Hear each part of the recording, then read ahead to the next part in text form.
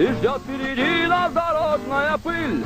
Проносятся годы, люди стареют, но не забывают старинную быль. Страна далеких, среди жил высоких, молоденький парень-пастух. Он жил в деревеньке, играл на свирели, играл, аж захватывал дух.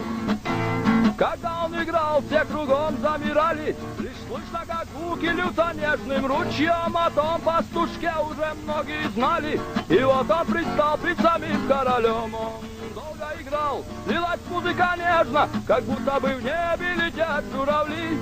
Они улетают, они тихо плачут, по щекам царя слезы вдруг потекли.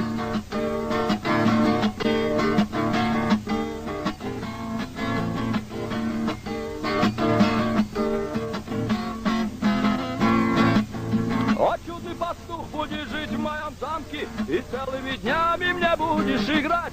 Ты будешь в достатке, ты будешь как в сказке, и больше заботы не будешь ты знать. О, добрый король, за заботу спасибо, но мне лишь по сердцу свободная жизнь. Люблю свои горы, деревья и звезды, и без них дня и дня не прожить. Как сердился, как смеешь, пастух ты, как смеешь желание мое отклонить. Схватите его вы закуйте, в темнице сырой теперь будешь ты жить. А утром всю свет королю доложили, что умер пастух, умер он на тоски. Наполнили сном, пастуха схоронили, а рядом к нему положили цветы.